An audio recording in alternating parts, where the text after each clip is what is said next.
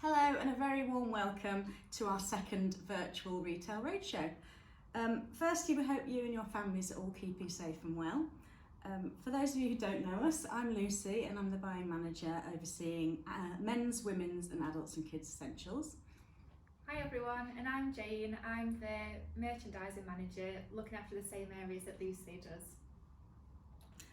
So we wanted to take this opportunity to give you a brief overview of 2020, shed some light on the plans for our year ahead, but also mostly to give a big thank you and to all of you for your hard work and commitment this year, because we couldn't have done it all without you. Some sales figures now. So we've just finished the 2020 financial year. So last year was very much a tale of two halves. So half one, sales were really challenging where we were up against lockdown 1.0. So our half one sales came in minus 13% v last year and minus 18% v target. We did, however, see a real turnaround in sales in the second half of the year. So our half two sales came in plus 4% target and plus 4% v last year. And there were really three key things that drove those positive sales for us in half two. So the first one being face coverings. So we delivered just shy of £5 million in face covering sales last year, so a fantastic performance. And that means that every store sold on average 2,000 units. And it's actually a real credit to our product teams who reacted and traded this area really quickly. So getting those face coverings into store in kind of under 6 weeks, and to your teams for keeping those shop floors well stocked. So with that, we saw a real shift into nightwear and loungewear. So last autumn winter, our adults nightwear sales were 21% higher than they were the previous year. And we had one of our best ever front to store kits events, which was the Cozy Loungewear set, which was in November, which beat our last best ever one, and we sold one every 10 seconds. So yeah, a hard one to beat, no pressure for this year. Yeah, all to play for. Yeah. And then kids wear is still really important to us at Nutmeg. So it still drives the majority of our sales and profit. And we expect this trend to continue into 2021. Obviously, with lockdown continuing, with the recession looming, and of course with the baby boom, kidswear remains a really important part of our business. So overall, last year, from a sales perspective, we took just under £215 million across Nutmeg. So our sales did come in behind target and behind last year. By 7% v target and 4% v last year. However, given the really challenging circumstances that we were facing, we should all be really proud of these sales numbers that we achieved. And we just want to say a massive thank you to each and every one of you for all the hard work that you've put into this year. About to celebrate its first year anniversary, which is a really big milestone for us, and a big credit to everybody that's worked on that.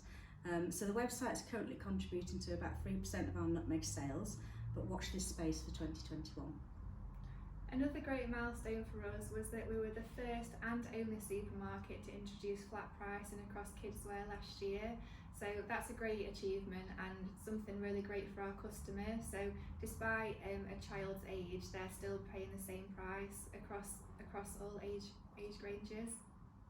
And we launched our first ever menswear range in 50 stores, so completing that complete family of offer. Mm-hmm. And then we also launched our first ever standalone store, which was in Bolsover. So that's a great concept, combining clothing and GM. So again, something exciting to build on in the future. So here we are at the start of 2021, and we knew last year that we had a huge challenge ahead of us prior to the pandemic launching. So unfortunately, we don't think it's going to be any different. We know we've got a challenge ahead of us. And whilst we're really excited about all the building blocks we do have in place for the year ahead, it's no denying that it's going to be a really tough year. With the high street and the economy being surrounded by so much uncertainty, we're unclear at the moment about what the impact of that will have on us as a supermarket. Not to mention some of the huge challenges that we will have ahead of us. So obviously we're still in the middle of the pandemic, and although in some instances this may be positive for us and it could work in our favour, It's not to forget we still have a lot of boxed up stock that we've got from spring summer last year that we still need to reprocess and get through and get back into our stores and start selling. And this has meant that sometimes it's limited what we wanted to buy for this year. We're also facing some really high cost price increases this side, so that's coming from really high freight rate costs, but also really high cotton prices. So that's something that we're kind of dealing with here in the office. And then we're also facing constant and ever-changing delays to vessels, and that's having a really big impact on some of our launches in store. So with that said, there is plenty to look forward to for Spring Summer 21. So just a few highlights to watch out for in the presentations today. So menswear. So menswear's rolling out to a further 140 stores. So that rollout started a couple of weeks ago now, and it's going to continue for the next couple of weeks. So that will take our total menswear store profile to 190 stores. So a fantastic achievement there from the menswear team. And then also one to watch is Little Nutmeg on Baby. So again, following a fantastic performance on Little Nutmeg, that's an area that's going to be growing for Spring Summer 21.